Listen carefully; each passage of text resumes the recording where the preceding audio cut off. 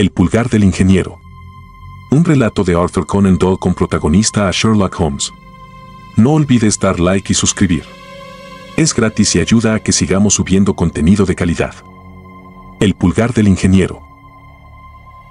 Entre todos los problemas presentados a mi amigo el señor Sherlock Holmes para que les diera solución, durante los años de nuestra relación, hubo solo dos en los que yo fui el medio de introducción, el del pulgar del señor Atterley y el de la locura del coronel Warburton. De ellos, el último pudo haber proporcionado mejor campo para un observador agudo y dotado de originalidad, pero el otro fue tan extraño en su comienzo y tan dramático en sus detalles, que bien puede ser el más merecedor de quedar registrado por escrito. Aunque diera a mi amigo menos oportunidades para practicar aquellos métodos deductivos de razonamiento con los que conseguía tan notables resultados. Según creo, la historia ha sido explicada más de una vez en los periódicos, pero, como ocurre con todas estas narraciones, su efecto es mucho menos chocante cuando se presenta en bloque, en una sola media columna de letra impresa, que cuando los hechos se desenvuelven lentamente ante nuestros ojos y el misterio se aclara de manera gradual. A medida que cada nuevo descubrimiento representa un caso más que conduce a la completa verdad. En su momento, las circunstancias me causaron una profunda impresión y el paso de 2 años apenas ha podido debilitar sus efectos. En el verano de 1889, poco después de mi matrimonio, ocurrieron los acontecimientos que ahora me dispongo a resumir. Yo había vuelto a practicar la medicina civil y había abandonado finalmente a Holmes en sus habitaciones de Baker Street, aunque le visitaba continuamente y a veces incluso le persuadía para que abandonara sus hábitos bohemios hasta el punto de venir él a visitarnos.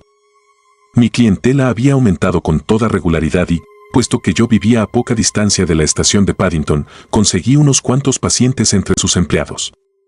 Uno de estos, al que le había curado una enfermedad tan dolorosa como persistente, no se cansaba de pregonar mis talentos, ni de procurar enviarme todo enfermo sobre el cual él tuviera alguna influencia. Una mañana, poco antes de las 7, me despertó la sirvienta al golpear mi puerta, para anunciarme que habían llegado de Paddington 2 hombres y que esperaban en la sala de consulta. Me vestí apresuradamente, pues sabía por experiencia que los casos que afectaban a usuarios del ferrocarril rara vez eran triviales, y me apresuré a bajar. Aún me encontraba en la escalera cuando mi fiel aliado, el guarda, salió de la sala de consulta y cerró con cuidado la puerta tras él. «Lo tengo aquí», susurró, señalando con su pulgar por encima del hombro. «Está bien».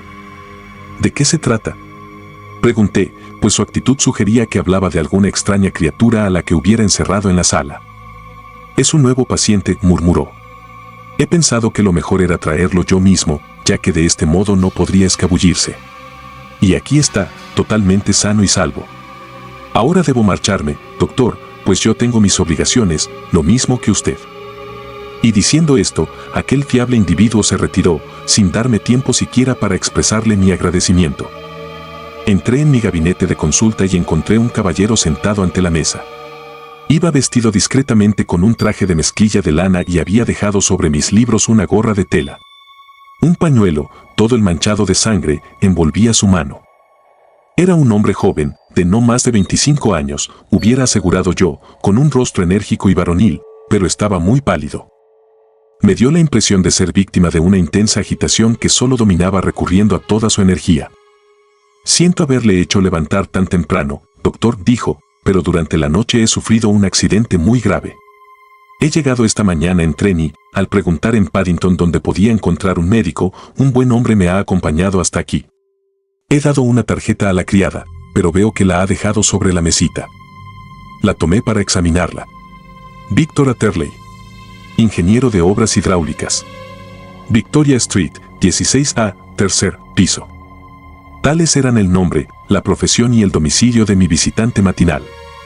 «Lamento haberle hecho esperar», le dije, sentándome en el sillón de mi biblioteca. «Acaba usted de realizar un viaje nocturno, por lo que tengo entendido, y esto no deja de ser obviamente una ocupación monótona». «Pero es que a mi noche nadie puede calificarla de monótona», respondió él, y se echó a reír. Se rió con ganas, con una nota aguda y penetrante, repantigándose en su silla y estremeciéndose de la cabeza a los pies. Todo mi instinto médico se alzó contra esta risa. «Basta», grité. «Domínese». Le serví un poco de agua de una garrafa, pero de nada sirvió. Era presa de uno de aquellos arrebatos histéricos que se apoderan de una naturaleza vigorosa cuando acaba de pasar por una fuerte crisis. Finalmente, volvió a recuperar el control sobre sí mismo, pero se mostró muy fatigado y al mismo tiempo se sonrojó intensamente. Me he puesto en ridículo, jadeó. En absoluto. Bébase esto. Añadí un poco de brandy al agua y empezó a reaparecer el color en sus mejillas exangües. Ya me encuentro mejor, dijo. Y ahora, doctor, quizá tenga usted la bondad de echar un vistazo a mi pulgar, o, mejor dicho, al lugar donde estaba antes. Retiró el pañuelo y extendió la mano. Incluso mis nervios endurecidos notaron un escalofrío cuando la miré. Había 4 dedos extendidos y una horrible superficie roja y esponjosa allí donde había estado el pulgar. Este había sido seccionado o arrancado directamente desde sus raíces. ¡Cielo santo!, exclamé. Esto es una herida terrible. Ha de haber sangrado muchísimo. Ya lo creo. Me desmayé al hacérmela, y creo que permanecí largo tiempo sin sentido. Cuando volví en mí, descubrí que todavía sangraba, por lo que até un extremo de mi pañuelo estrechamente en torno a la muñeca y lo aseguré con un palito. Excelente. Usted hubiera podido ser cirujano. Es cuestión de hidráulica, como usted sabe, y entraba en mi especialidad. Esto lo ha hecho, dije, examinando la herida, un instrumento muy pesado y afilado. Algo así como un cuchillo de carnicero, repuso. ¿Un accidente, supongo? En modo alguno. ¿Cómo? ¿Una agresión criminal? ¿Y tan criminal? Me horroriza usted. Apliqué una esponja a la herida, la limpié, la curé y, finalmente, la cubrí con una almohadilla de algodón y vendajes tratados con ácido carbólico. Él lo aguantó sin parpadear, aunque de vez en cuando se mordiera el labio. ¿Qué tal?, le pregunté cuando hube terminado. Magnífico. Entre su brandy y su vendaje, me siento como nuevo. Estaba muy débil, pero tengo que hacer muchas cosas. Tal vez sea mejor que no hable del asunto. Es evidente que pone a prueba sus nervios. Oh, no, nada de esto ahora. Tendré que contar lo sucedido a la policía, pero le diré, entre nosotros, que si no fuera por la convincente evidencia de esta herida, me sorprendería que dieran crédito a mi declaración, pues es realmente extraordinaria y, como pruebas, no dispongo de gran cosa con que respaldarla. Y aunque lleguen a creerme, las pistas que yo pueda darles son tan vagas que dudo de que llegue a hacerse justicia. Ajá, exclamé. Si se trata de algo así como un problema que usted desea ver resuelto, debo recomendarle encarecidamente que vea a mi amigo el señor Sherlock Holmes antes de ir a la policía oficial. He oído hablar de ese señor, contestó mi visitante. Mucho me alegraría que se hiciera cargo del asunto, aunque, desde luego, debo hacer uso también de la policía oficial. ¿Me dará una carta de presentación para él? Haré algo mejor. Yo mismo le acompañaré a visitarlo. Le quedaré inmensamente reconocido por ello. Llamaremos un coche de alquiler e iremos juntos. Llegaremos justo a tiempo para compartir con él un ligero desayuno. ¿Se siente usted con ánimos? Sí, y no me consideraré tranquilo hasta haber contado mi historia. Entonces mi criada llamará un coche y yo estaré con usted al instante. Subí apresuradamente al primer piso, expliqué el asunto a mi esposa, en pocas palabras, y 5 minutos después me instalé en el interior de un coche de alquiler que me condujo, junto con mi nuevo conocido, a Baker Street. Como yo me había figurado, Sherlock Holmes se encontraba en su sala de estar, en bata, entregado a la lectura de la columna de anuncios de personas desaparecidas en The Times, y fumando su pipa anterior al desayuno, que se componía de todos los residuos que habían quedado de las pipas fumadas el día anterior, cuidadosamente secados y reunidos en una esquina de la repisa de la chimenea. Nos recibió con su actitud discreta pero cordial, pidió más huevos y lonchas de tocino ahumado, y se unió a nosotros en un copioso refrigerio. Una vez concluido el mismo, instaló a nuestro nuevo cliente en un sofá, le puso un cojín debajo de la cabeza y colocó un vaso con agua y brandy a su alcance. Es fácil ver que su experiencia no ha tenido nada de vulgar, señora Turley, le dijo. Por favor, siga echado aquí y considérese absolutamente en su casa. Díganos lo que pueda, pero deténgase cuando esté fatigado y reponga sus fuerzas con un poco de estimulante. Gracias, dijo mi paciente, pero me siento otro hombre desde que el doctor me hizo la cura, y creo que su desayuno ha completado el restablecimiento. Le robaré tan poco como sea posible de su valioso tiempo, por lo que pasaré a explicarle enseguida mi peculiar experiencia. Holmes se acomodó en su butacón, con los párpados caídos y la expresión de cansancio que velaban su carácter vivo y fogoso, mientras yo me sentaba ante él, y escuchamos en silencio la extraña historia que nuestro visitante procedió a referirnos.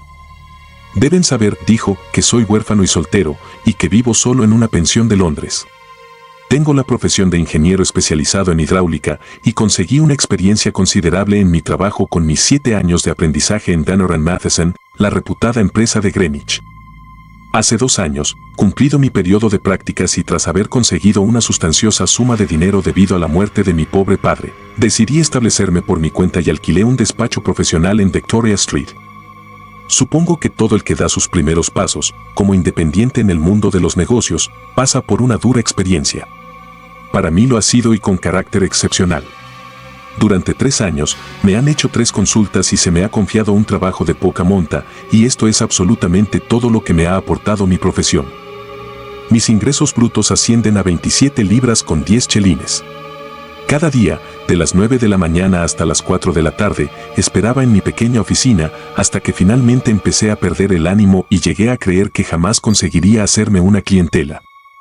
Ayer, sin embargo, precisamente cuando pensaba abandonar el despacho, entró mi dependiente para anunciarme que esperaba un caballero que deseaba verme por cuestiones de negocio. Me entregó también una tarjeta con el nombre Coronel Lysander Stark grabado en ella. Pisándole los talones entró el propio coronel, un hombre de talla más que mediana pero de una excesiva delgadez. No creo haber visto nunca un hombre tan flaco. Toda su cara se afilaba para formar nariz y barbilla, y la piel de sus mejillas se tensaba con fuerza sobre sus huesos prominentes. No obstante, este enflaquecimiento parecía cosa natural en él, sin que se debiera a enfermedad alguna, pues tenía los ojos brillantes, su paso era firme y su oído muy fino. Vestía con sencillez pero pulcramente, y su edad, diría yo, se acercaba más a los 40 que a los 30. ¿Guión el señor Atterley? Dijo con un vestigio de acento alemán. Usted me ha sido recomendado, señor Atterley, como un hombre que no solo es eficiente en su profesión, sino además discreto y capaz de guardar un secreto. Me sentí tan halagado como podría sentirse cualquier joven ante semejante introducción.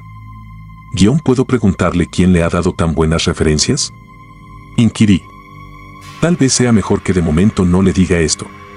Sé, a través de la misma fuente, que es usted a la vez huérfano y soltero, y que vive solo en Londres. Es exacto, respondí, pero me excusará si le digo que no acierto a distinguir qué tiene que ver todo esto con mis calificaciones profesionales. Me ha parecido entender que usted deseaba hablar conmigo acerca de una cuestión profesional.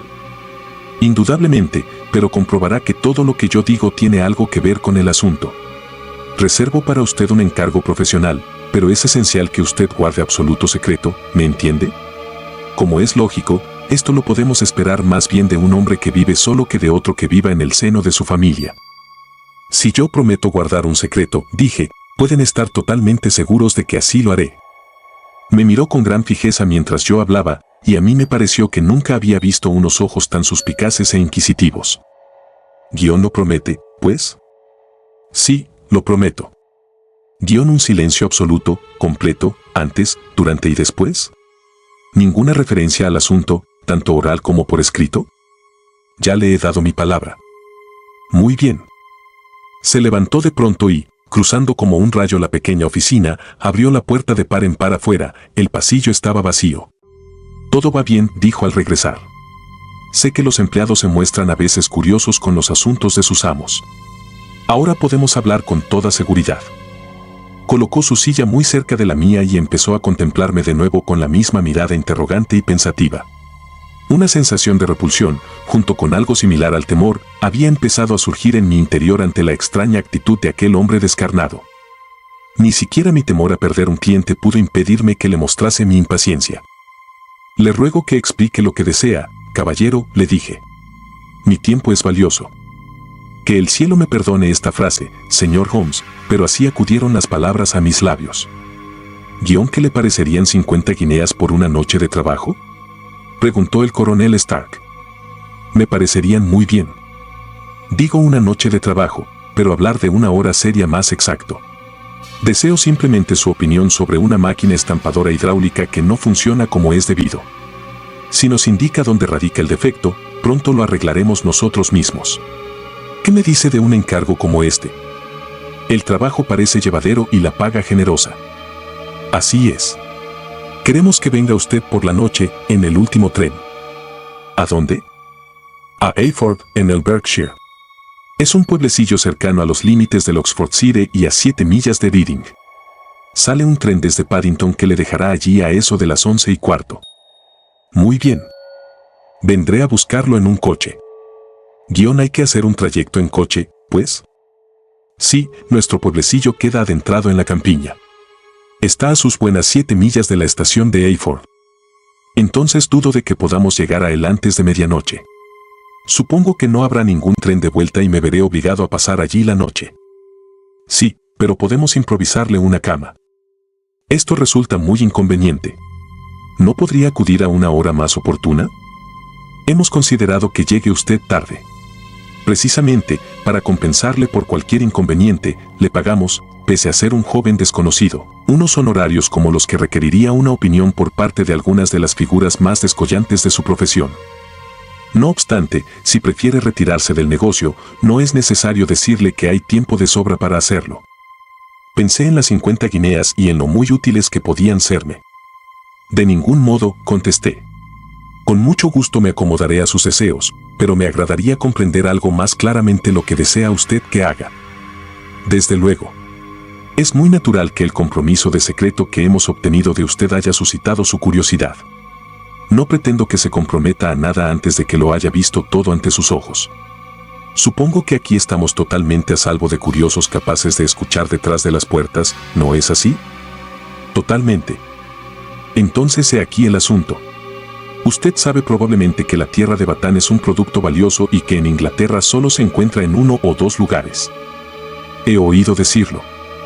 Hace algún tiempo compré una pequeña propiedad, una finca pequeñísima, a 10 millas de Reading, y tuve la suerte de descubrir que en uno de mis campos había un filón de tierra de Bataan. Al examinarlo, sin embargo, observé que ese filón era relativamente pequeño y que constituía un enlace entre 2 mucho más grandes a la derecha y a la izquierda, aunque ambos se encontraban en terrenos de mis vecinos. Esa buena gente ignoraba totalmente que sus tierras contenían lo que era tan valioso como una mina de oro. Como es natural, a mí me interesaba comprar sus tierras antes de que descubriesen su auténtico valor, pero desgraciadamente yo no disponía de capital que me permitiera hacerlo. No obstante, revelé el secreto a unos pocos amigos y ellos me sugirieron que explotáramos muy discretamente nuestro pequeño filón y ello nos permitiría adquirir los campos vecinos. Y esto es lo que hemos estado haciendo durante algún tiempo y con el fin de que nos ayudara en nuestras operaciones montamos una prensa hidráulica. Como ya le he explicado, esta prensa se ha estropeado y deseamos que usted nos aconseje al respecto. Pero nosotros guardamos celosamente nuestro secreto, porque si llegara a saberse que vienen ingenieros a nuestra propiedad, pronto se desataría la curiosidad y entonces, si se averiguase la verdad. Adiós a toda posibilidad de conseguir aquellos campos y llevar a la práctica nuestros planes. Por esto yo le he hecho prometer que no dirá a nadie que va a Hayford esta noche. Espero haberme explicado con toda claridad. Le entiendo perfectamente, aseguré. El único punto que no acierto a comprender es qué servicio puede prestarles una prensa hidráulica para excavar tierra de Bataan que, según tengo entendido, se extrae de un pozo, como la gravilla. Sí, repuso él con indiferencia, pero es que nosotros tenemos un proceso propio. Comprimimos la tierra en forma de ladrillos a fin de sacarlos sin revelar lo que son. Pero esto es un mero detalle. Acabo de hacerle objeto de toda mi confianza, señora Turley, y le he demostrado hasta qué punto confío en usted. Se levantó mientras hablaba. Le esperaré, pues, en Hayford a las 11:15. No dude de que estaré allí. Y ni una sola palabra a nadie, dijo, dirigiéndome una última y prolongada mirada inquisitiva, y acto seguido, dando a mi mano un húmedo y frío apretón, salió presuroso de la oficina. Bien, cuando pude recapacitar con sangre fría me sentí estupefacto, como ustedes pueden pensar, ante aquel encargo repentino que me había sido confiado. Por un lado, como es natural, me alegraba, pues los honorarios eran como mínimo 10 veces superiores a los que hubiera pedido de haber fijado yo precio a mis servicios, y cabía la posibilidad de que este encargo condujera a otros. Por otro lado, el rostro y la actitud de mi cliente me habían causado una desagradable impresión, y no me parecía que sus explicaciones sobre la tierra de Bataan bastaran para explicar la necesidad de que yo llegara allí a medianoche ni su extrema ansiedad respecto a la posibilidad de que yo hablara con alguien de mi misión. Sin embargo, deseché todos mis temores, despaché una buena cena, tomé un coche de punto hasta Paddington y di comienzo a mi viaje, tras haber obedecido al pie de la letra mi compromiso de guardar silencio. En Reading tuve que cambiar, no solo de vagón, sino también de estación, pero llegué a tiempo para abordar el último tren con destino a Hayford.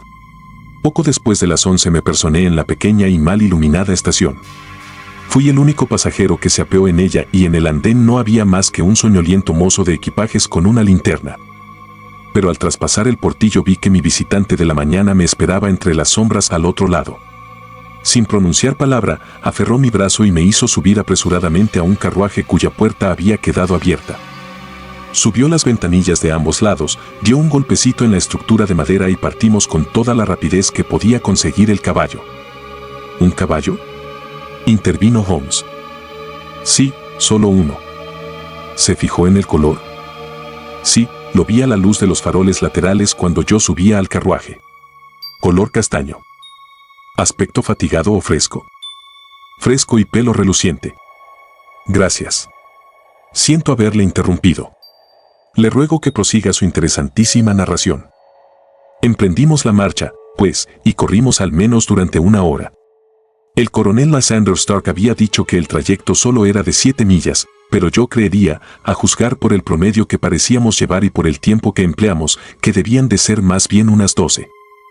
Sentado a mi lado, él guardó silencio en todo momento y advertí más de una vez, al mirar en su dirección, que tenía la vista clavada en mí con gran intensidad. Las carreteras rurales no parecían muy buenas en aquella parte del mundo, pues los baches imprimían un traqueteo terrible. Traté de mirar a través de las ventanas para ver algo de los alrededores, pero eran cristales esmerilados y solo pude distinguir el resplandor borroso y ocasional de alguna luz ante la que pasábamos.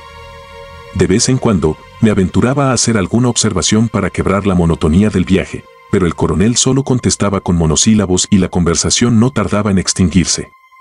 Finalmente, sin embargo, las asperezas de la carretera se convirtieron en la crujiente regularidad de un camino de grava y el carruaje se detuvo. El coronel Lysander Stark se apeó de un salto y, al seguirlo yo, me empujó enseguida hacia un porche que se abría ante nosotros. De hecho, nos apeamos del coche para entrar directamente en el vestíbulo, de modo que no me fue posible dirigir la menor mirada a la fachada de la casa. Apenas hube cruzado el umbral, la puerta se cerró pesadamente a nuestra espalda y oí el leve traqueteo de las ruedas al alejarse el carruaje. Dentro de la casa reinaba una oscuridad absoluta y el coronel buscó en vano cerillas mientras rezongaba para sus adentros, pero de pronto se abrió una puerta al otro lado del pasillo y una larga y dorada franja de luz avanzó en nuestra dirección. La franja se ensanchó y apareció una mujer que sostenía una lámpara encendida por encima de su cabeza y avanzaba el cuello para mirarnos. Pude ver que era hermosa y, por el brillo que la luz producía en su vestido oscuro, comprendí que este era de un género de gran calidad. Dijo unas palabras en un idioma extranjero y en el tono de quien hace una pregunta, y cuando mi acompañante contestó con un brusco monosílabo, ella experimentó tal sobresalto que la lámpara estuvo a punto de caérsele de la mano. El coronel Stark se acercó a ella y le quitó la lámpara, murmurándole algo al oído, y después, empujándola hacia el cuarto del que había salido, avanzó de nuevo hacia mí con la lámpara en la mano. Le ruego que tenga la bondad de esperar unos minutos en esta habitación, me dijo, abriendo otra puerta. Era una habitación pequeña, discreta, amueblada con sencillez, con una mesa redonda en el centro, en la que había esparcidos varios libros en alemán. El coronel Stark puso la lámpara sobre un armario que había junto a la puerta.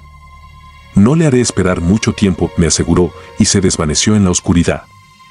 Examiné los libros y, a pesar de mi ignorancia del idioma alemán, pude ver que 2 de ellos eran tratados científicos y los otros volúmenes de poesía. Entonces me dirigí hacia la ventana, esperando poder echar un vistazo al paisaje rural, pero la cubría un porticón de madera de roble asegurado con recios barrotes. Era una casa asombrosamente silenciosa. Un reloj antiguo dejaba oír un ruidoso tic-tac en algún lugar del pasillo, pero aparte de esto reinaba por doquier una quietud mortal. Una vaga sensación de intranquilidad empezó a apoderarse de mí. ¿Quiénes eran aquellos alemanes y qué hacían en un lugar tan extraño y aislado? ¿Y dónde estaba ese lugar? A unas 10 millas de Hayford era todo lo que sabía yo, pero si era al norte, al sur, al este o al oeste, no tenía la menor idea. En este aspecto, Reading, y acaso otras poblaciones importantes, se encontraba dentro de este radio, de modo que tal vez el lugar no estuviera tan aislado, después de todo. No obstante, a juzgar por aquella quietud absoluta no cabía duda de que estábamos en el campo. Paseé de un lado a otro de la habitación, entonando una cancioncilla entre dientes para mantener el ánimo y pensando que me estaba ganando cumplidamente las 50 guineas de mis honorarios. De pronto, y sin ningún sonido preliminar en medio del profundo silencio, la puerta de mi habitación se abrió lentamente. La mujer se perfiló en la abertura, con la oscuridad del vestíbulo detrás de ella, mientras la luz amarillenta de mi lámpara iluminaba su bellísima y angustiada cara. Pude ver enseguida que estaba aterrorizada, y esta visión provocó también un escalofrío en mi corazón. Mantenía en alto un dedo tembloroso para pedirme silencio y murmuró unas cuantas palabras entrecortadas en un inglés vacilante, con unos ojos como los de un caballo asustado, mirando hacia atrás, hacia las tinieblas a su espalda. Yo me iría, dijo, procurando, según me pareció, hablar con calma. Yo me iría. Yo no me quedaría aquí. Quedarse no es bueno para usted. Pero, señora, repuse, todavía no he hecho lo que me ha traído aquí. No puedo marcharme sin haber visto la máquina. No merece la pena que espere, insistió ella. Puede salir por la puerta y nadie se lo impedirá. Entonces, al ver que yo sonreía y meneaba la cabeza negativamente, abandonó toda compostura y dio un paso adelante, con las manos entrelazadas. Dion, por el amor de Dios, exclamó. Márchese de aquí antes de que sea demasiado tarde. Pero por naturaleza soy un tanto obstinado y más me empeño en hacer algo cuando se tercia algún obstáculo. Pensé en mis 50 guineas, en mi fatigoso viaje y en la desagradable noche que parecía esperarme. ¿Iba a hacer todo a cambio de nada? ¿Por qué tenía yo que escabullirme sin haber realizado mi misión y sin cobrar lo que se me debía? Que yo supiera, aquella mujer bien podía ser una monomaniaca. Con una firme postura, por consiguiente, aunque la actitud de ella me había impresionado más de lo que yo quisiera admitir, seguí denegando con la cabeza e insistí en mi intención de quedarme.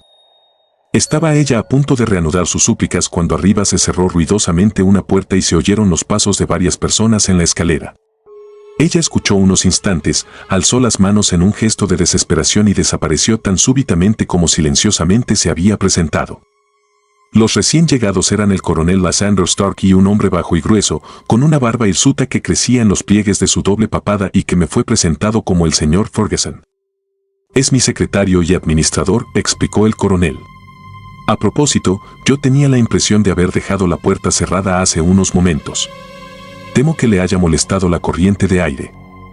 Al contrario, repliqué, yo mismo la he abierto, porque este cuarto me parecía un poco cerrado. Me lanzó una de sus miradas suspicaces. Pues tal vez sea mejor que pongamos manos a la obra, dijo. El señor Ferguson y yo le acompañaremos a ver la máquina. Entonces será mejor que me ponga el sombrero. No vale la pena, pues está aquí en la casa. ¿Cómo? ¿Extraen tierra de batán en la misma casa? No, no. La máquina solo se emplea cuando comprimimos la tierra. Pero esto poco importa.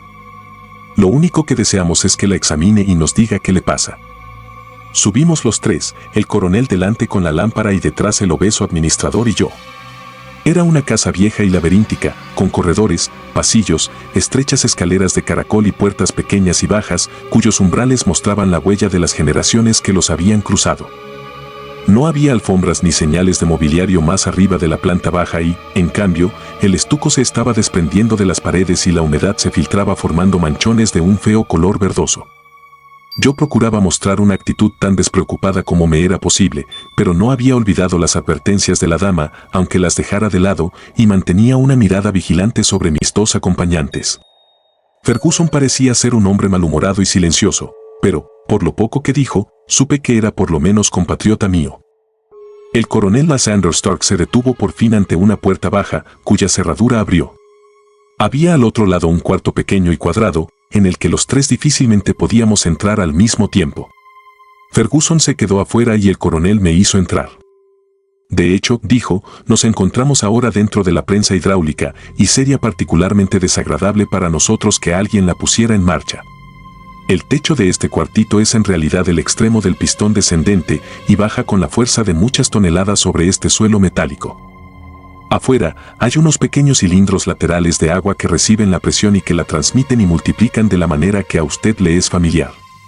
La máquina se pone en marcha, pero hay una cierta rigidez en su funcionamiento y ha perdido algo de su potencia.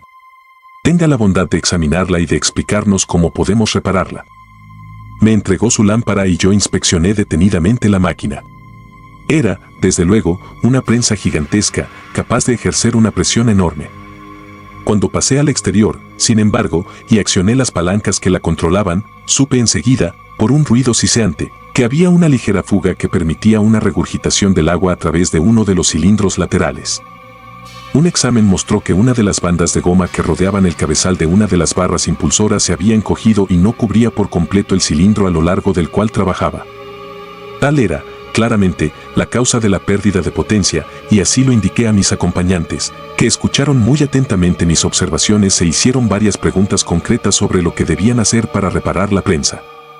Una vez se lo hube explicado, volví a la cámara principal de la máquina y le eché un buen vistazo para satisfacer mi curiosidad.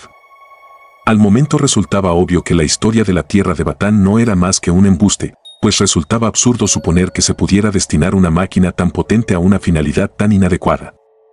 Las paredes eran de madera, pero el suelo consistía en una gran plancha de hierro, y cuando la examiné detenidamente pude ver sobre ella una costra formada por un pozo metálico.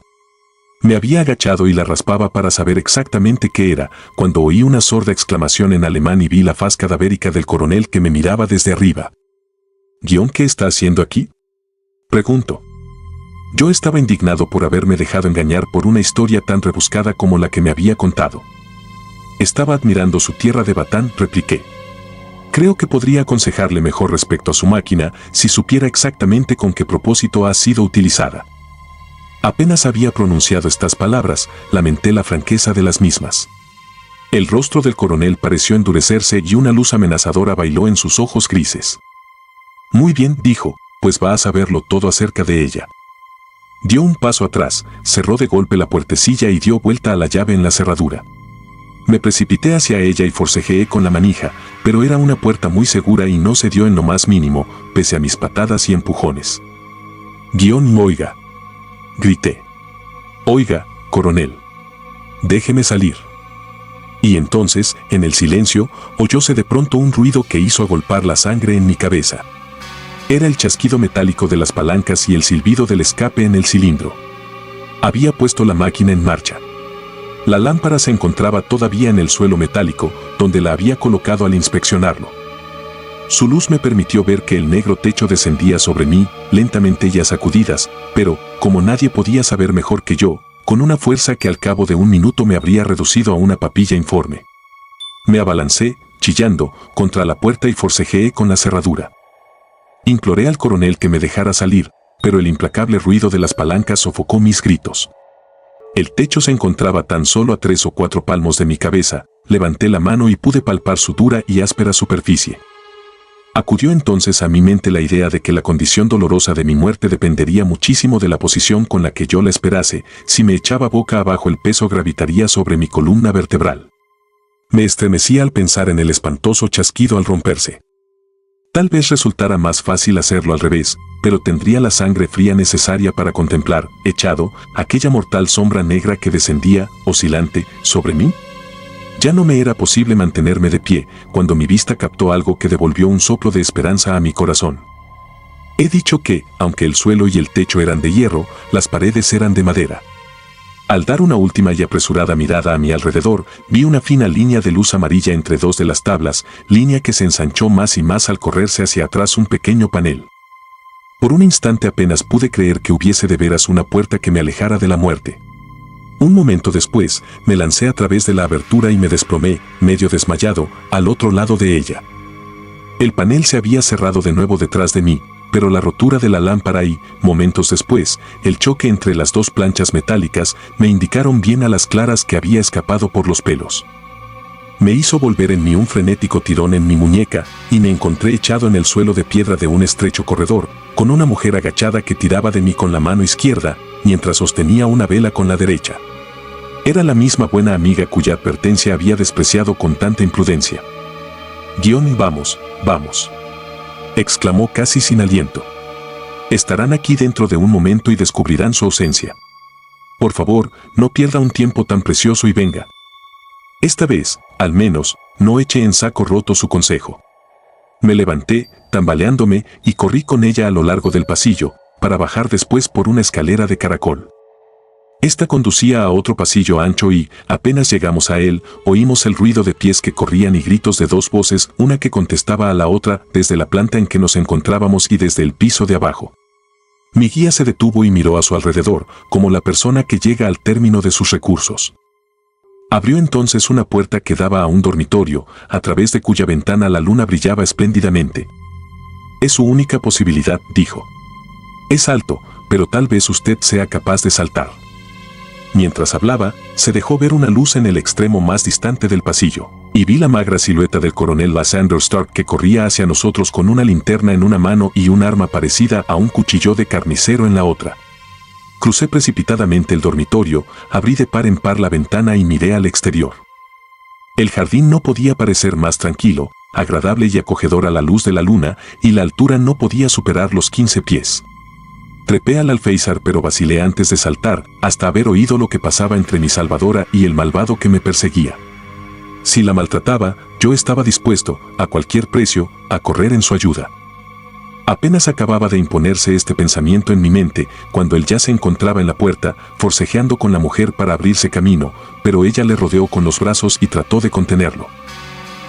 Fritz. Fritz. Gritó. Y en inglés le dijo, recuerda lo que prometiste la última vez. Dijiste que no volvería a pasar. Él no hablará. Te digo que no hablará. Y estás loca, Elise. Gritó él a su vez, luchando para desprenderse de ella. Será nuestra ruina. Ha visto demasiado. Déjame pasar, te digo. La empujó a un lado y, precipitándose hacia la ventana, me atacó con su pesada arma. Yo había atravesado la ventana y me sujetaba con ambas manos, colgando del alféizar, cuando descargó su golpe. Noté un dolor sordo, mis manos se distendieron y caí al jardín. Me sentí conmocionado pero no lesionado por la caída, de modo que me levanté y eché a correr con todas mis fuerzas a través de los matorrales, pues comprendía que todavía distaba mucho de poder considerarme fuera de peligro. Sin embargo, mientras corría me invadió de pronto una violenta sensación de mareo, acompañada de náuseas. Miré mi mano, que experimentaba dolorosas pulsaciones, y vi entonces, por primera vez, que mi pulgar había sido seccionado y que la sangre brotaba de mi herida. Me las arreglé para atar mi pañuelo a su alrededor, pero noté un repentino zumbido en mis oídos y un momento después yacía entre los rosales, víctima de un profundo desmayo. No me es posible decir cuánto tiempo permanecí inconsciente. Debió de ser mucho tiempo, pues al volver en mí la luna se había puesto y despuntaba ya una radiante mañana. Mis ropas estaban empapadas por el rocío y la manga de mi chaqueta manchada por la sangre procedente de mi pulgar amputado. El dolor que sentía en la herida me recordó en un instante todos los detalles de mi aventura nocturna y me puse en pie con la sensación de que muy difícilmente podía estar a salvo de mis perseguidores. Pero, con gran asombro por mi parte, cuando me decidí a mirar a mi alrededor, no había ni casa ni jardín a la vista. Había estado tumbado junto a un seto próximo a la carretera. Un poco más abajo había un edificio de construcción baja y alargada que, al aproximarme, resultó ser la misma estación a la que yo había llegado la noche anterior. De no ser por la fea herida en mi mano, todo lo ocurrido durante aquellas terribles horas bien hubiera podido ser una pesadilla. Medio aturdido, entré en la estación y pregunté por el tren de la mañana. Habría uno con destino a Reading antes de una hora. Observé que estaba de servicio el mismo mozo de estación al que vi cuando llegué yo, y le pregunté si había oído hablar del coronel Lysander Stark. El nombre le era desconocido. ¿No había observado, la noche antes, un carruaje que me estaba esperando? No, no lo había visto. ¿Había un puesto de policía cerca de allí? Había uno, a unas 3 millas de distancia. Era demasiado trecho para mí, débil y enfermo como me sentía. Decidí esperar hasta volver a la ciudad antes de contarle mi historia a la policía. Eran poco más de las 6 cuando llegué, de modo que lo primero que hice fue pedir que me curasen la herida y después el doctor ha tenido la amabilidad de traerme aquí. Pongo el caso en sus manos y haré exactamente lo que usted me aconseje. Los dos permanecimos sentados y en silencio un buen rato, después de oír su extraordinaria narración. Finalmente, Sherlock Holmes extrajo de la estantería uno de los gruesos libros de aspecto corriente en los que colocaba sus recortes. «Hay aquí un anuncio que le interesará», dijo. «Apareció en todos los periódicos hace cosa de un año. Escuche esto: desaparecido, a partir del 9 del corriente, Jeremiah Hedlund, de 26 años, ingeniero de obras hidráulicas. Salió de su domicilio a las 10 de la noche y desde entonces no se ha sabido de él. Vestía. Ajá. Esto indica la última vez, sospecho, que el coronel necesitó reparar su máquina». «¡Cielos!», exclamó el paciente. «Entonces, esto explica lo que dijo la joven». «Indudablemente. Está bien claro que el coronel es un hombre frío y desesperado, absolutamente decidido a que nada le obstaculice el camino en su juego, como aquellos piratas encallecidos que no dejaban ningún superviviente en el barco que capturaban. Bien, ahora cada momento es precioso, por lo que, si usted se siente con fuerzas para ello, iremos enseguida a Scotland Yard como preliminar a nuestra visita a Hayford». Unas 3 horas después nos encontrábamos todos en el tren, en el trayecto desde Reading hasta el pueblecillo de Berkshire. Éramos Sherlock Holmes, el ingeniero de obras hidráulicas, el inspector Bradstreet de Scotland Yard, un agente de paisano y yo. Bradstreet había desplegado un mapa del condado sobre el asiento y con un compás se dedicaba a trazar un círculo con Hayford como centro. «Ya ven ustedes», dijo. «Este círculo ha sido trazado con un radio de 10 millas respecto al pueblo. El lugar que nos interesa debe de estar próximo a esta línea». Dijo 10 millas, ¿verdad, señor? Fue una hora de trayecto bien larga. ¿Y usted cree que le llevaron de nuevo al punto de partida cuando estaba inconsciente? Tuvieron que hacerlo. Tengo también el confuso recuerdo de haber sido levantado y conducido a alguna parte. Lo que no logro comprender, dije yo, es por qué le respetaron la vida cuando lo encontraron desmayado en el jardín. Tal vez el villano se ablandó ante las súplicas de la mujer. Esto no me parece nada probable. En toda mi vida he visto un rostro más inexorable. «Muy pronto aclararemos todo esto», aseguró Bradstreet.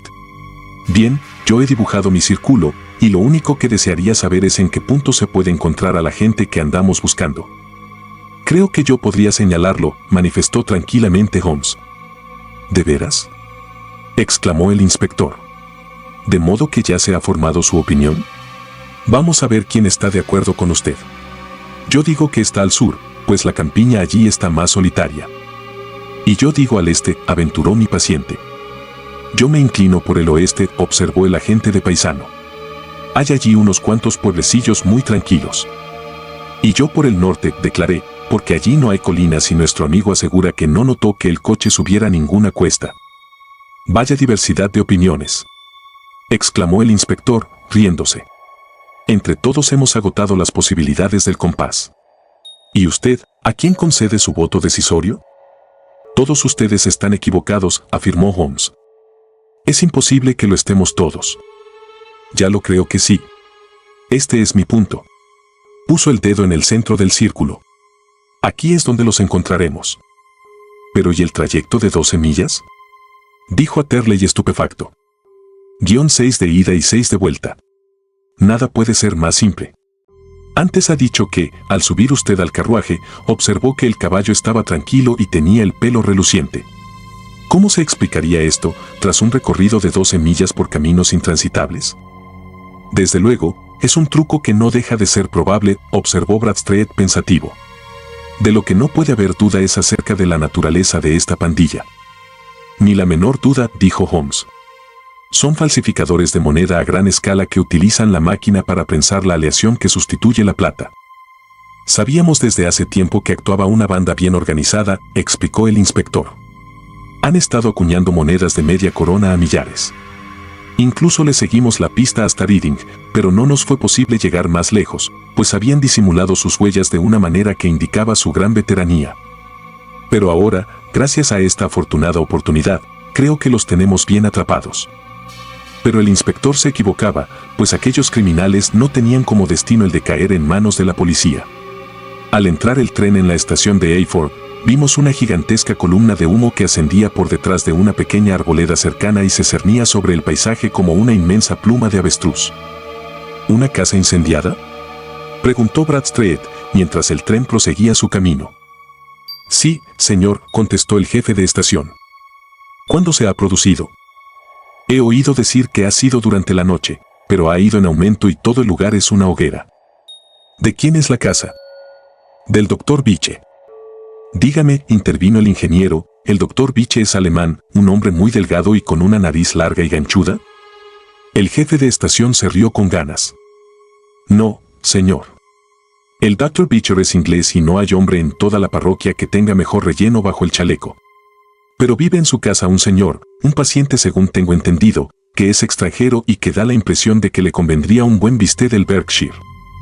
No había terminado su explicación el jefe de estación cuando ya nos dirigíamos todos, presurosos, hacia el fuego. La carretera ascendía a lo alto de una colina y apareció ante nosotros un gran edificio de paredes encaladas del que brotaban llamas por todas las ventanas y aberturas. Mientras en el jardín anterior 3 coches de bomberos trataban en vano de sofocar el incendio. «Es aquí», gritó Atterley muy excitado. «Allí está el camino de entrada y allá los rosales donde yacía yo. Aquella segunda ventana es la que utilicé para saltar». «Al menos», dijo Holmes, «se vengó usted de ellos». No cabe la menor duda de que fue su lámpara de aceite la que, al ser aplastada por la prensa, prendió fuego a las paredes de madera, aunque tampoco cabe duda de que estaban demasiado excitados persiguiéndole a usted, para darse cuenta de ello en aquel momento. Y ahora mantenga los ojos bien abiertos y busque, entre esta multitud, a sus amigos de anoche, aunque mucho me temo que en estos momentos se encontrarán a un buen centenar de millas de distancia. Los temores de Holmes se hicieron realidad, pues hasta el momento no se ha oído ni una sola palabra de la hermosa mujer, el siniestro alemán o el huraño inglés. Aquella mañana, a primera hora, un campesino había visto un carruaje en el que viajaban varias personas y que transportaba unas cajas muy voluminosas dirigirse con rapidez hacia Reading, pero allí desaparecía toda traza de los fugitivos, y ni siquiera el ingenio de Holmes fue capaz de averiguar la menor pista de su paradero. Los bomberos se habían sentido muy desconcertados ante la extraña disposición del interior de la casa y todavía más por el descubrimiento de un dedo pulgar humano, recientemente amputado, en el alféizar de una ventana del segundo piso. Al atardecer, sin embargo, sus esfuerzos se vieron por fin recompensados y lograron sofocar las llamas, pero no antes de que se hubiera derrumbado el techado y de que todo el lugar hubiera quedado reducido a una ruina tan absoluta que, con la excepción de unos cilindros y unos tubos metálicos retorcidos, no quedaba ni el menor vestigio de la maquinaria que tan cara le había costado a nuestro infortunado amigo. Se descubrieron grandes cantidades de níquel y estaño en un edificio exterior, pero no se encontraron monedas, lo que tal vez explicara la presencia de aquellas voluminosas cajas que ya han sido citadas. De cómo había sido trasladado nuestro ingeniero especializado en hidráulica desde el jardín hasta el lugar donde volvió en sí, tal vez se hubiera mantenido como un misterio para siempre a no ser por el blando musgo que nos contó una versión bien sencilla. Era evidente que lo habían transportado 2 personas, una de las cuales tenía unos pies notablemente pequeños y la otra unos pies extraordinariamente grandes. En resumidas cuentas, era lo más probable que el silencioso inglés, menos osado o menos sanguinario que su compañero, hubiera ayudado a la mujer a transportar al hombre inconsciente hasta un lugar menos comprometido para ellos. Bien, dijo nuestro ingeniero con una sonrisa forzada, al ocupar nuestros asientos para regresar a Londres, yo sí que he hecho un buen negocio. He perdido mi dedo pulgar y también unos honorarios de 50 guineas. ¿Y qué he ganado? Experiencia, repuso Holmes, riéndose. Indirectamente, sepa que puede resultarle valiosa. Le basta con traducirla en palabras para conseguir la reputación de ser un excelente conversador durante el resto de su existencia.